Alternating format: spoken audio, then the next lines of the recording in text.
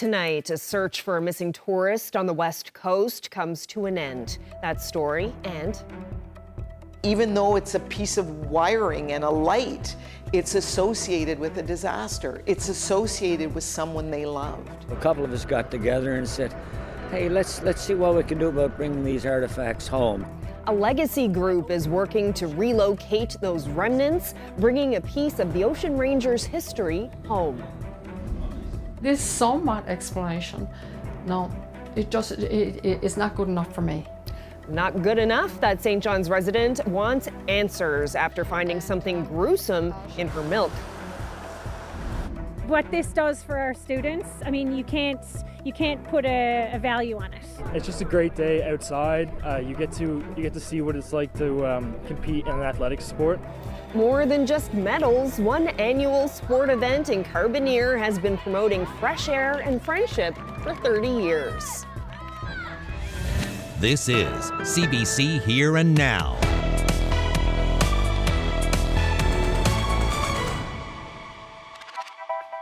Good evening and welcome to Here and Now. We begin with an update in the search for a missing man on the West Coast, a devastating outcome connected to a horrific fire in Deer Lake on Saturday. Here and Now's Colleen Connors has the latest. Investigators uncovered human remains this morning at the scene of the Driftwood Inn. Deer Lake's fire chief calling it one of the biggest fires he's ever encountered. And now we know it was also deadly. An elderly man, 77-year-old Eugene Earl Spoon, was visiting Deer Lake from Kansas. He came to the West Coast to go hunting. He was a guest at the Driftwood Inn Friday night and has been unaccounted for since Saturday. This morning, during a search of the scene, police say the missing guest's remains were found. Police started to search the charred rubble Monday. The 24-room hotel and restaurant filled with smoke and went up in flames early Saturday morning, which seemed to start in the center of the structure near the lobby. CBC spoke with several people who escaped the blaze, saying there was little fire protection inside the historic structure. They say they didn't see any sprinklers, didn't hear any smoke alarms. Many were woken up by other guests banging on their hotel room doors. Police have now secured the scene with security guarding the site. The deadly fire remains under police investigation. Colleen Connors, CBC News, Corner Brook. Well, a 64-year-old man has died after hitting a moose on the highway near Goobies yesterday evening. Police say the driver struck the animal and then crossed into oncoming traffic and then hit another driver who was sent to hospital with non-life-threatening injuries. Both drivers were driving alone. Well, husband and wife have been sentenced to house arrest for defrauding a volunteer search and rescue organization. Brian Bishop and Marina Bishop were at provincial court in St. John's this morning. Last week, the pair pleaded guilty to bilking more than $82,000 from a volunteer group known as Casera. The Bishops held senior roles with Casera while the fraud was ongoing. They've since repaid the money. A judge accepted a joint submission from the Crown and defense for a conditional sentence. The Bishops will serve 12 months house arrest, followed by another 12 months of probation. Well, in other news, after more than 4 decades, parts of the Ocean Ranger may be coming home. Since the oil rig disaster, pieces of the wreck have been stored in Ottawa. A newly formed group wants to change that. Here Now's Mark Quinn brings us this update. These images, the Ocean Ranger and the wild storm it went down in, are burned into the memories of people in Newfoundland and Labrador. Rob Strong was working in the oil industry in 1982. On February 15th, a colleague called him in Ottawa at 5 a.m. in the morning. He asked Strong if he knew anyone on the Ocean Ranger rig. So I said, yes, why do you ask? And he said, well, you better come home. She disappeared off the radar at 3:15 in the morning. So I got back to St. John's as quick as I could and then got back on the Monday and felt the shock and the horror and the unknown at that stage. 84 lives, everyone on board, lost. The sufficiency of life-saving equipment on board the Ocean. A Royal Commission conducted a lengthy inquiry into what happened. The glass on this porthole number 1 is broken. When the inquiry ended, much of the wreck ended up here in Ottawa at the National Museum of Science and Technology. the control panel of the Ocean Ranger's ballast control system, life jackets, that cracked porthole. The museum told CBC's Land and Sea that it wants to work with families who lost loved ones. This is not a forensic collection. It's what curators call an association object. These collections are, even though it's a piece of wiring and a light, it's associated with a disaster. It's associated with someone they loved. So we have never felt comfortable with the idea of doing an exhibition that didn't involve family members. This week, the Ocean Ranger Legacy Foundation had its first meeting. Well, it was in reaction to a Land and Sea program that Jane 80 did about the artifacts that are being stored in Ottawa. So a couple of us got together and said, hey, let's see what we can do about bringing these artifacts home. Strong says it's important to see these items displayed in Newfoundland for a number of reasons. I think it's critical. I think it's critical for the families in particular, because this initiative is all about the families. It's giving them a place to go on a birthday or anniversary, and it's an educational tool as well to remind Newfoundlanders what a significant event that was, and also a chance to reflect upon the advancements we've made as an industry in safety as well. But the main emphasis is for the families. The Ocean Ranger Legacy Foundation will meet again next week. Strong says it hopes to start the formal process of bringing the artifacts back here soon. Mark Quinn, CBC News, St. John's. Well, an update now on Central Dairies. The company had to recall milk a little over a month ago. Customers were finding black residue in their cartons, but there seems to be something else happening now. Kyle Mooney reports. Annette Marie Tucker's granddaughter is a big fan of chocolate milk. But when she took a gulp on October 10th, there was more than just milk in her glass. I said, that is a tapeworm. I said, that's, I said, throw it out through the door right now. I said, throw it out through the door. With that, she went in and she flushed the toilet. I said, Sarah, she said, and that was in my mouth. Tucker complained to AgroPure and was offered a refund. As for a tapeworm, AgroPure says highly unlikely because Central Dairies milk is pasteurized. It didn't offer any explanation for what else it could be. Where are the health inspectors? Where are they that they're not in taking samples of this, and bringing it to their lab to find out, to help the company find out what's going on? Where are they? Central Dairies is plagued with quality issues since September. That's when complaints of premature expiration and black residue in containers began to surface. AgroPure recalled certain products in September, but complaints kept rolling in. AgroPure and the Canadian Food Inspection Agency say the Mount Pearl facility where the milk is packaged has enhanced quality control and results have been positive. But that's not the case for Annette Marie Tucker. It's not good enough for me. They should know. This is the health of individuals, of all Newfoundlanders and Labradorians. Agriculture Minister Jerry Byrne called Tucker's claim an unproven and unlikely allegation. He said via statement that the province inspects dairy farms regularly and tests raw milk prior to processing to ensure it meets Canadian standards. The CFIA handles quality issues and it has not commented on the issue raised by Anne-Marie Tucker. Tucker says she'll be thinking twice before buying more Central Dairies milk, and until she gets some answers, this carton will likely be her last. Kyle Mooney, CBC News, St. John's. Well, Justin Trudeau is facing dissent from some of his Liberal MPs today who are calling on him to resign. Cameras were not inside the room for the 3-hour caucus meeting, but CBC has learned that a letter was read aloud, signed by 24 MPs calling for Trudeau to step down. Here's what some Liberals said as they emerged. The Liberal Party is strong and united. There's certainly a lot of things that we need to reflect on, but I am quite proud of my colleagues, whether I agree with them or not, because they were frank, they were honest, and they spoke with their hearts. What really matters at the end is that we come out of that caucus meeting united, resolve in delivering for Canadians, and resolve in winning the next election.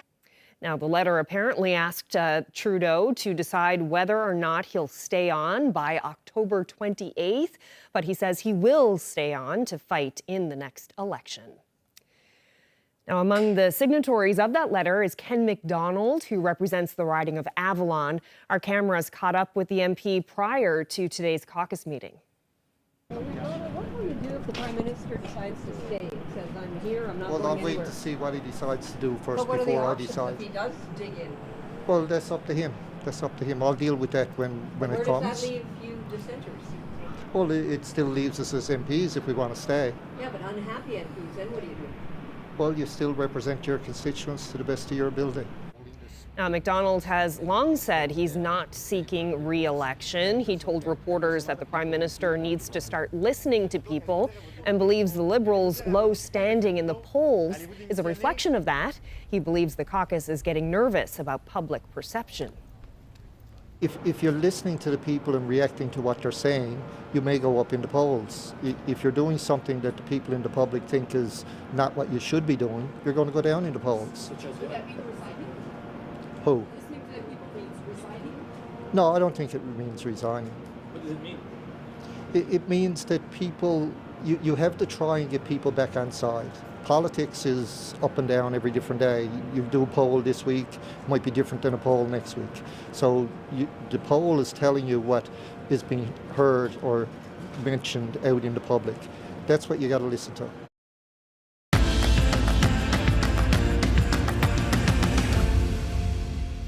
The annual Harvest Run kicked off in Carbonear this morning. More than 1,100 children from 33 schools took part. The event attracts students from all over the Avalon and took place for the 20th time this year. Here Now's Heather Gillis was there. Tell me what it felt like when you crossed the finish line first. I was really happy. Do you like running? Yeah. Tell me how it felt when you were out there running. Happy. Happy? Why do you feel happy when you're running? Because I like to run. Sophia, tell me a little bit about what you felt when you passed the finish line, because you did really, really good too. I felt like 1,000 stitches all over my body. How did you feel when you crossed the finish line, number one? Really good. And what made you run so fast today? Just wanted to get first. Tell me a little bit about what it was like to cross the finish line with two other guys from your class. Good. They're both my best friends. And tell me a little bit about what you felt like when you crossed the finish line. I felt good. I just wanted to be like first, but at least I got second. It's not just about the race. Like, they're here meeting friends from other schools that they might know through other extracurricular activities or through community events. You know, like, you can see them all, like, they're running around even after the races are over. They're still running. And, you know, I think that's all really important part of their schooling.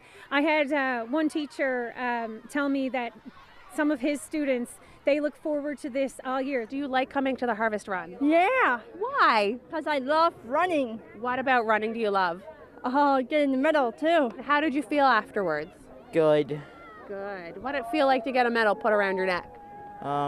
Same as I always felt. Tell me a little bit about your run. What did you do? I ran ahead of everyone. Oh, you won. What did it feel like when you won? Happy. Yeah, very happy. And when you're running really fast, what does that feel like? I feel very proud of myself. Sarah, tell me a little bit about your run. That was great. I was being trying a chicken combo and ice cream. Yeah, so you're going to get ice cream after this race? Yeah. Oh my God, what kind? Vanilla. Vanilla. That's the best. Tell me a little bit about what it felt like when you finished your race and you got a medal. That was awesome. It's just a great day outside. You get to see what it's like to compete in an athletic sport. There's the friendliness aspect of it too, so you get to make new friends, connect with your existing friends, also just get to experience some of that competition that a lot of kids really love doing, which they might not get the opportunity to do these days. However, this is a great opportunity for them to get introduced to that. We were all surprised what had happened with our former coach, because we understood that he was under a 2-year contract. In the NBA, I've been overseas. I play at the highest level, and I play at some of the lowest levels. So I'll be able to communicate with the players. Out with the old and in with the new. The Newfoundland Rogues were left high and dry when their old coach quit, but they've hired a new one. We'll hear more coming up.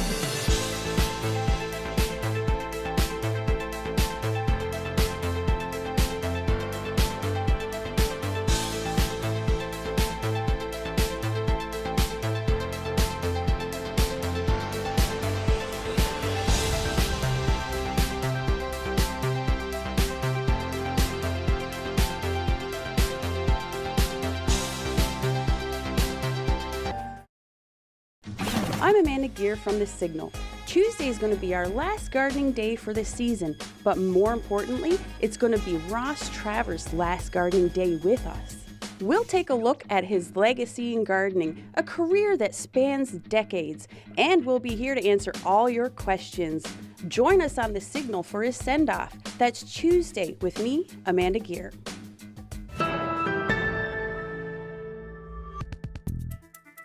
The Newfoundland Rogues have a new head coach. Opening tip-off is just 24 days away, and when the season starts, former University of Louisville standout Reese Gaines will be at the helm.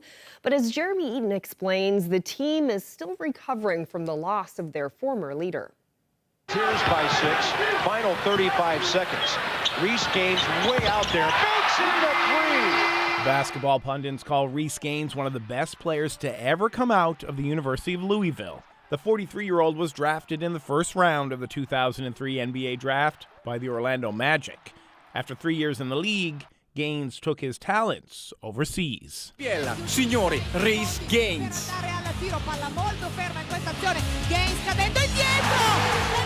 In 2012, he moved from the floor to behind the bench. And in 2024, he'll move to St. John's. That's what I'm looking forward to the most, is seeing what I'm made of. How much can I give to these players? Like Tony said, how much energy, how much wisdom, how much guidance, and how much winning we can do. Because at the end of the day, that's what it's all about, is we're winning some games and making sure we're playing inspiring basketball. With the 38-game season starting in less than a month, not much time to prepare. I have a ton of work ahead of me. For the first time, I actually implement, my theories, my basketball philosophy. The arrival of Gaines is due to the departure of former coach Jerry Williams. We were all surprised what had happened with our former coach, because we understood that he was under a 2-year contract. And we were, surprised when he announced that he was with another team. Williams, who guided the team through its first 3 years and through 2 different leagues, cut his contract short, taking a head coaching job for BSL rivals London Lightning. We've asked the league to have a look. And, we got to keep in mind that this is a young, growing league. And, there's going to be mistakes will happen as we go along the journey. And we got to be strong enough to learn from these mistakes. And we have to, put this behind us, and we have to move forward. This year's Rogues will look a lot different than last year behind the bench and on the floor. The newly appointed coach Gaines is starting from scratch. At the end of the day, playing together, being one single unit, which is for me the most fun challenge I'm looking forward to, because at the college level it's a little easier. Dealing with pros is more difficult, right? Because at the end of the day, it's natural for each professional basketball player to be about himself before the team. And luckily, my experience in the G League has taught me how to deal with that. The new coach arrives on November 5th with training camp kicking off the next day. The Rogues season kicks off against Moncton on November 16th. Jeremy Eaton, CBC News, St. John's. Trouting on Victoria Day weekend is a long-standing tradition in Newfoundland and Labrador. Watch Getting Out for Trout, Sunday at 11:30 and Monday at 7. I'm keeping him.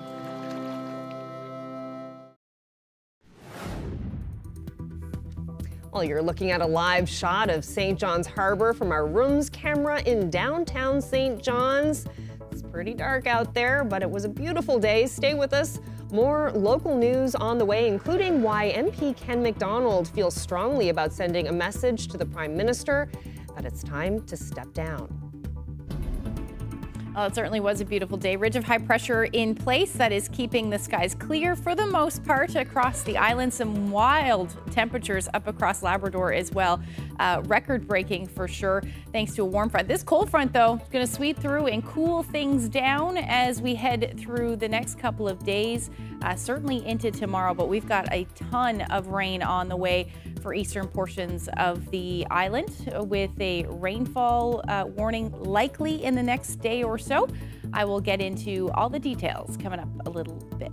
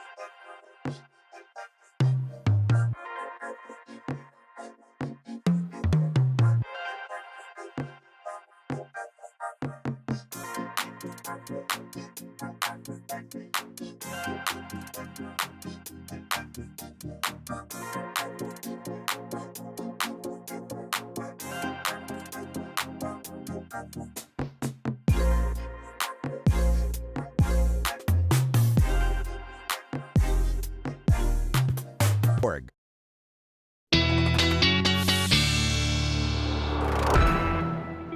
Ashley, it was a beautiful day today in St. John's. I got out to Witless Bay and I could have stayed out there all day with the leaves and the sunshine and the warmer temperatures. It was great. Yeah, it was definitely a perfect fall day today. And yes, on the mild side out there for sure across a good chunk of the province as well.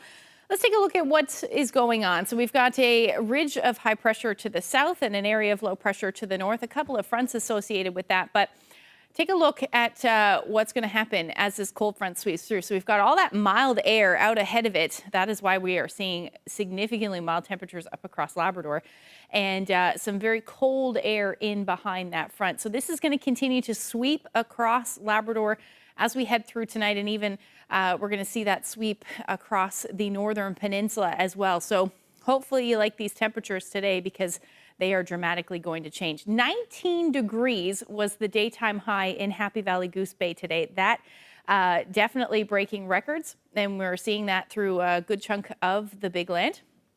And across the island, 13 to 17 degrees today as well. Nothing to complain about, certainly at the in the middle of October.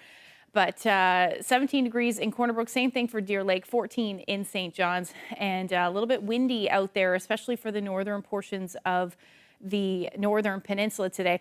But for most of us, those clear skies leading to an absolutely beautiful day. Up across Labrador, we are starting to see some of that cloud cover move in, but keeping an eye on, again, the remnants of Tropical Storm Oscar, and that is going to move in. I've been talking about this for most of the week, already prompting a special weather statement for basically the eastern portion of the island.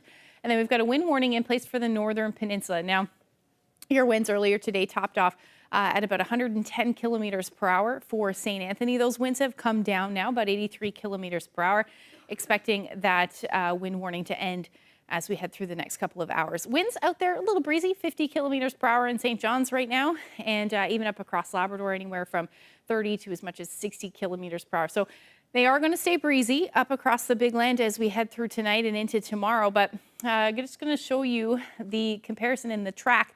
Yesterday, there was a pretty wide solution there as to what could happen. But as we take a look at what's going on as we get closer to this area of low pressure moving in, there's a little bit of a better of agreement. And really, it has shifted a little bit further east, which is going to bring that rain more easterly as well.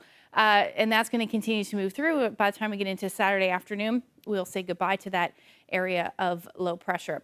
So here's a look at what's going to happen. As we head through tonight, we'll see that rain move in for, again, eastern portions of Nova Scotia, and then through tomorrow night, rather. And we're going to see that along the south coast of the island, and even eastern areas of the island are going to see those showers as well. As we head into the afternoon or the overnight and early morning hours on Friday, that will intensify. Some pretty heavy rain expected, and will continue again into the afternoon and evening for eastern areas. We're going to see another round of showers move through, and we should see that clear off by the time we get into Saturday. Now, it is a quite significant amount of rain. We could be talking over 100 millimeters, but really a good chunk of the eastern half of the island is going to be seeing anywhere from 50 to 75 millimeters of rain. And again, that time frame from tomorrow night through to Saturday morning. Now, winds aren't going to be overly impressive with this. We're going to see winds gusting 60, maybe 80 kilometers per hour. But definitely going to see that heavy rain.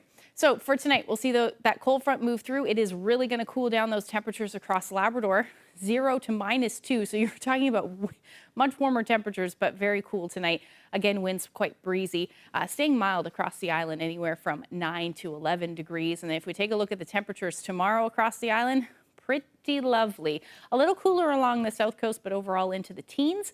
Winds for the first part of the day anyway, southerlies anywhere from 20 to 40 kilometers per hour. St. Anthony, your temperature at 13.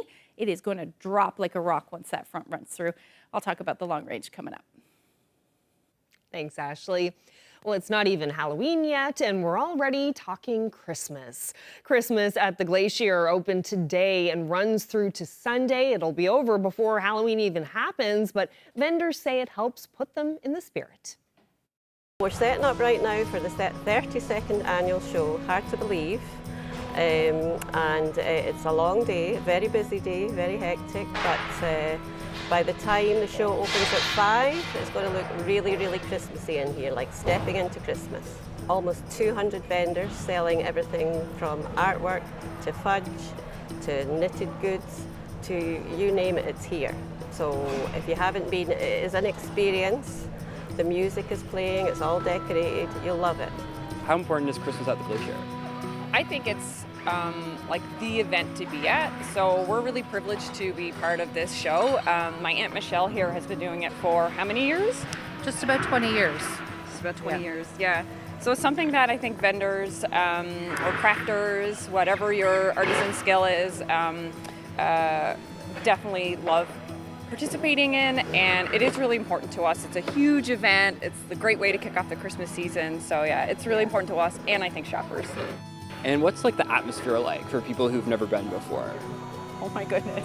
How do you say Super Christmassy, fun, sparkles, just, I don't know, it's just, there's something about it. It has that Christmas magic. It does. It's Christmas music, everybody's booths is decorated Christmas, everything is geared towards the Christmas gifting. Santa Claus, Mrs. Claus. Don't start your Christmas shopping till you come to Christmas at the Glacier.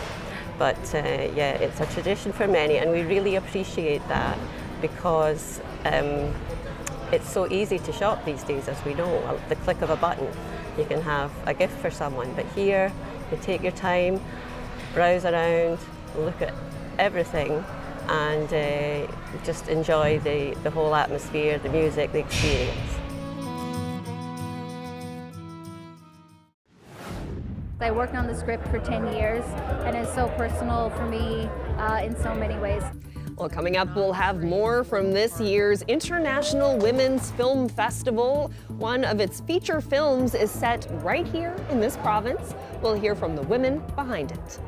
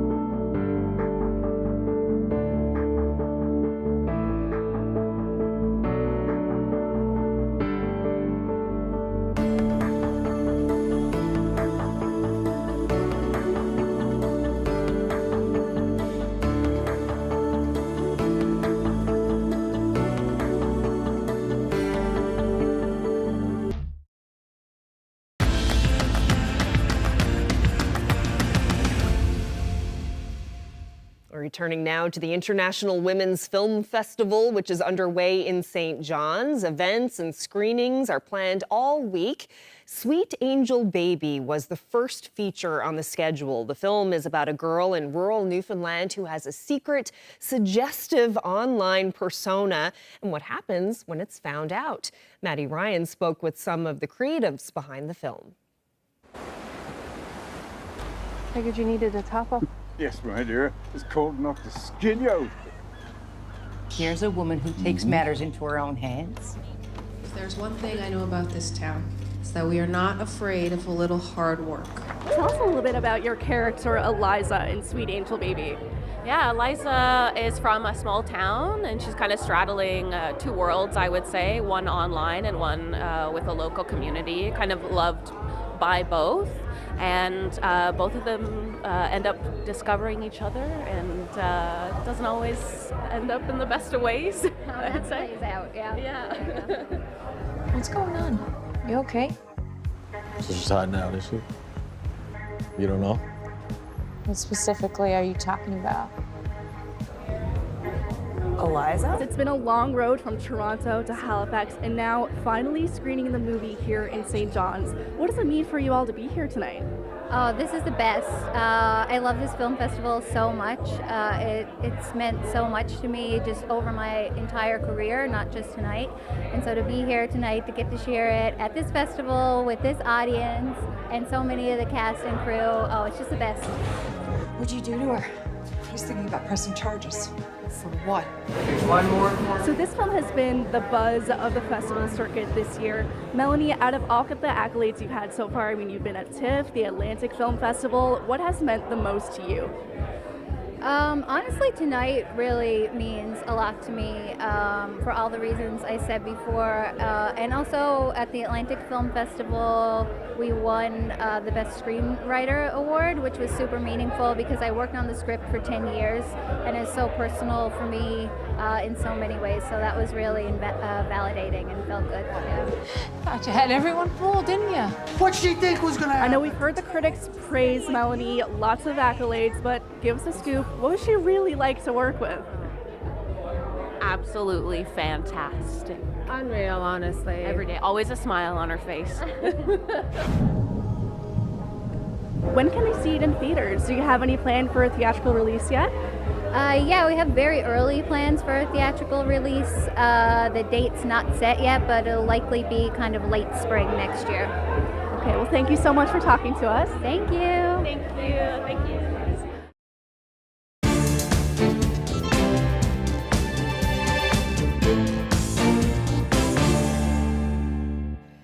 Police in Halifax are investigating a troubling incident from over the weekend. A young woman who was working in a local Walmart was found dead inside the store's bakery oven.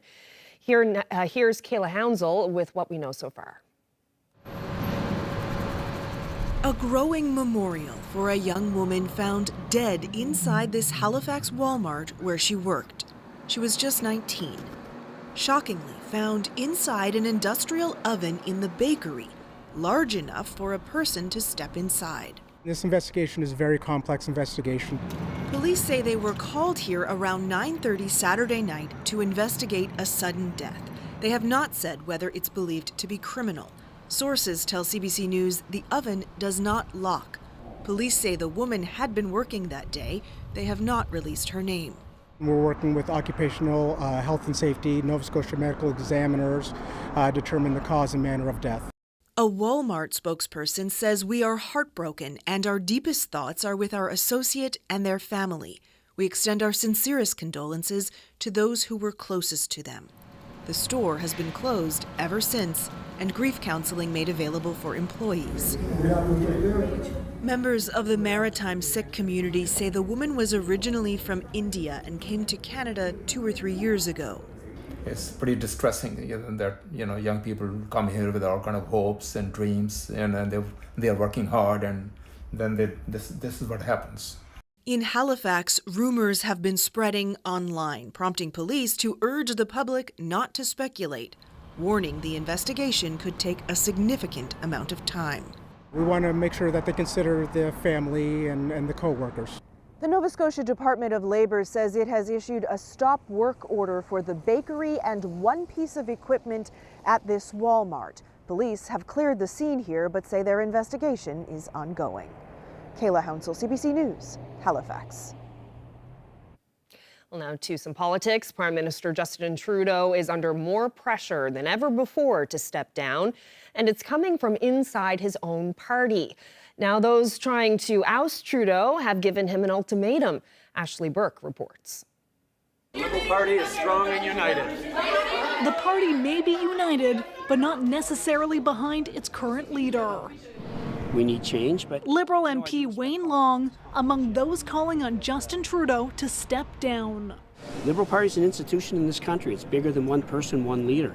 He's among 24 Liberal MPs who sources say signed a letter calling on Trudeau to go.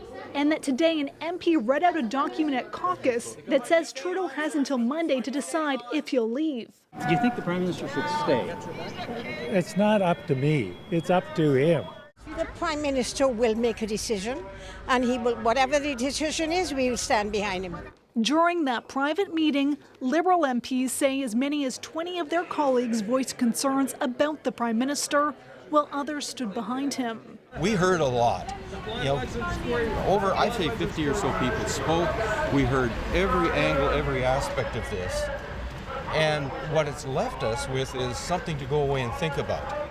Liberal MPs told CBC News the Prime Minister listened and said he would reflect on what caucus told him.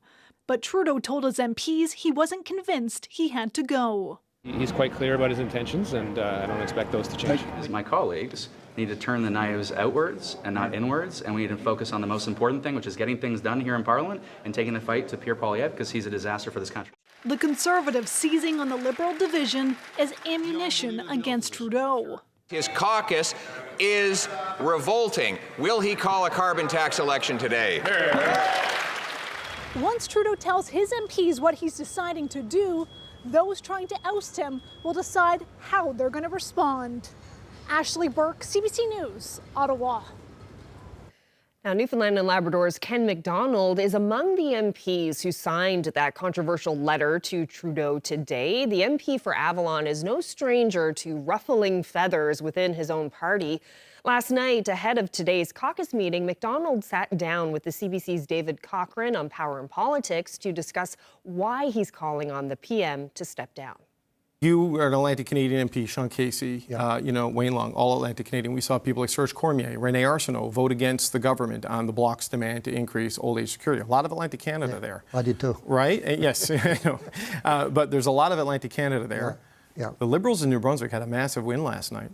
I mean, people are saying Liberals can't win, and Liberals won. Does that give you pause? And maybe I think the Liberals can win, but you just said a term that I've used before, your best before days. And things I hear from constituents, from supporters, non-supporters, is the same as what Mr. Casey is hearing when you interviewed him, that, they say, we like you, but we can't vote for your leader. So it'll come down to every vote when it counts, I guess, at the end of the day, if the Liberals are going to win a majority government in Ottawa, or even a minority government. The last poll I seen wasn't very flattering to the Liberals. It had, I think the Conservatives had something like 225 seats or somewhere in that range. The official opposition would be the Bloc Québécois, and the NDP would be in third place ahead of the Liberals. Right. So how far has it fallen since 2015 to see that the Liberals would be the fourth party, not the third, the fourth, if the election were held on that day? Chrystia Freeland spoke in the last hour, and she said it is her view, like a lot of members of cabinet have said, that the Prime Minister has the support of the overwhelming majority of caucus. And she also said that caucus is king. I wonder what you make of those two comments. I think he probably does have the support of the overall caucus, or the majority of them. And if caucus is king, the Prime Minister will listen to this fraction of caucus tomorrow and respond accordingly. But the only way to respond accordingly, in your view, Ken McDonald, is to step down. And Justin Trudeau has given no indication of that. And in fact is showing all the signs that he intends to stay and fight because he's the best person to beat Pierre Poilievre. And that's certainly what you're hearing, like Mark Miller, what he said today. I mean, he called what you guys are doing garbage. I mean, those are fighting words. That's not, you know, maybe you have a point kind of comments. Yeah. I didn't hear him. I didn't hear his response or to a question or anything on that. But to say it's garbage, I think, is probably one of the reasons why people signed the actual document. If that's the attitude of a minister for caucus members to be concerned about something and call it garbage, that is totally dismissing the whole idea of what we're trying to do. I go back to the summer, and after you lost the by-election in Toronto St. Paul's, I believe it was George Chahal, the Calgary Skyview MP, who got 9 MPs or 9 other MPs. 8 signatures and his own. And his own. For 9. Right, to have a national in-person caucus meeting to talk about it. Yep. And that was pushed off. Had that meeting happened, could tomorrow's meeting have been avoided? Totally. Why? Because it would have given a chance for, if it was an in-person caucus meeting, there were a lot of people nervous after that election. I spoke to several colleagues in the Toronto area, and they said the same thing, that we should have an in-person caucus meeting to talk about what went wrong here. To lose a seat that you've held for, I think, some 32 years straight, and to lose it all of a sudden in a by-election, it seems like something has fallen off the rails.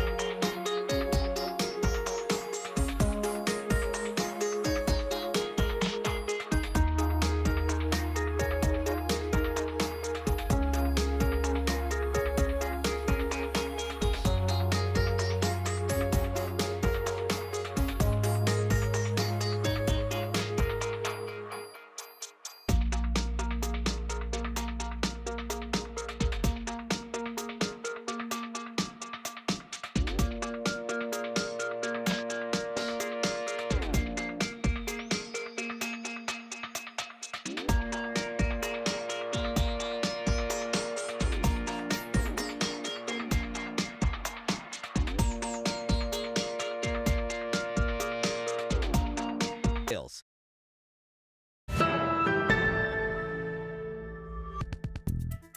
Well, more electronics can now be recycled in St. John's. It's not just big technology anymore. The province and the Electronic Products Recycling Association announced today that smaller items can also be diverted from the dump. Here Now's Olivia Garrett has more.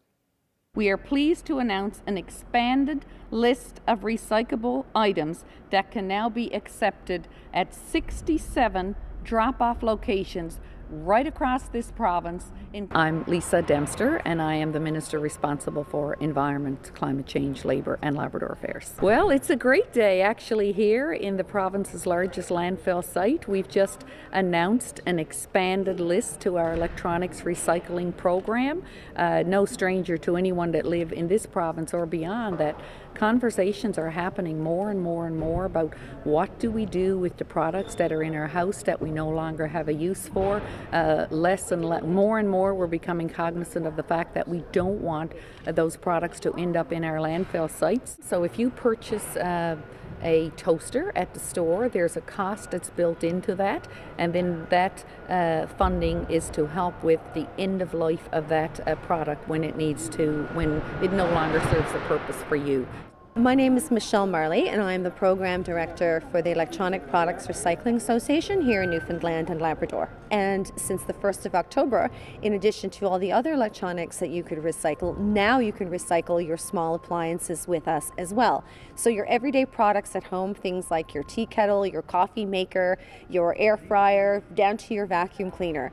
So it allows for more materials to be diverted from landfill. And these are items that have a lot of recoverable resources. So to be able to recycle them and put that back in the manufacturing supply chain is very important. If you go to our website, recyclemyelectronics.ca/NL, it provides a lot of great information. So it'll give you a list of all the products that you can recycle with us. As well, it provides access to our depot map. So it will help identify the drop-off location closest to you. So we will now have a place for your old toaster, that old iron that gave out, and it won't just leave your house where it is broken down and no longer has use, but it will go back into the economy and it will contribute to the supply chain. So it's a great story all the way around.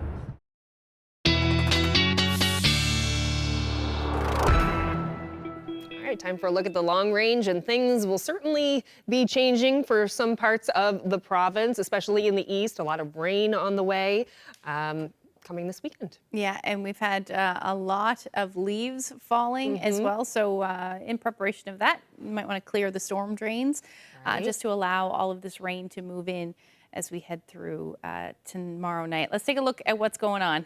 So here's what's going to happen. As we head through the evening, we're going to start to see some showers. Now, I think some of these showers are going to move in a little earlier for the Avalon, but for the most part, the heavy rain will move in as we head through the overnight. Now, again, it's going to depend on exactly where this area of low pressure tracks, but it is going to bring a lot of moisture with it. So expect by the time we get through the overnight and into Friday morning to be seeing some periods of rain that are going to be very heavy at times. Basically for the eastern half of the island. Now, again, depending on the track, we may see where we see this heavy rain may shift a little bit. But for most of us, just expect that rain.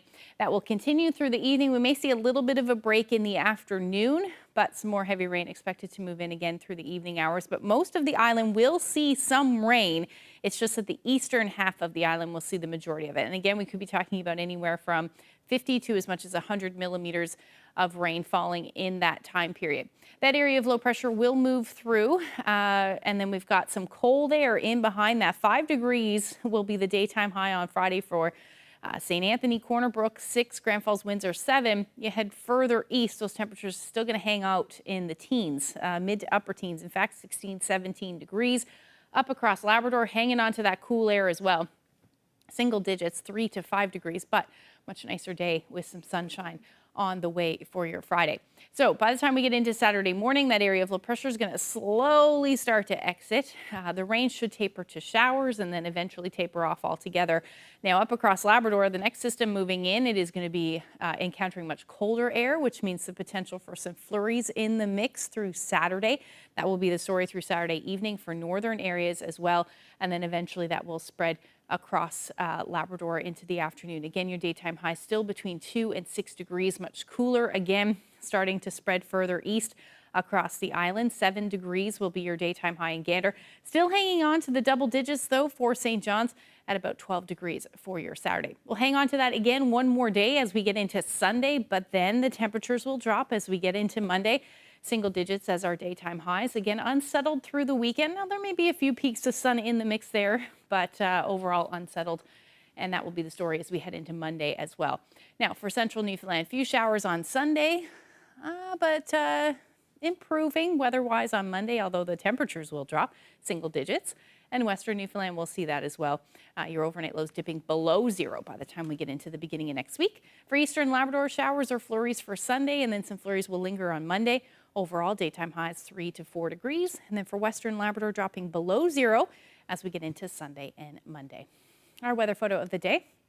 This one from Signal Hill, and at night. Take a look at this shot. Great shot. What a beautiful night sky with Cabot Tower under the stars. Won't be long now. We'll see that star lit up on Cabot Tower for Christmas. True. Oh my goodness, that is very close. Yeah, Christian shared this lovely shot with us. And if you have any weather photos that you would like to share with us, you can do that by sending them to Facebook or email them to nlphotos@cbc.ca. Yeah. Those temperatures, though, tomorrow, 18, 19 degrees for most of the island. That seems pretty high for this time of year. Pretty mild for sure, but then they will take a plunge. Next week looks like single digits, so enjoy it while you can. Yes, for sure. Yeah. Okay. Well, thank you so much for spending part of your evening with us. Hope you can join us again tomorrow. Good night. Good night.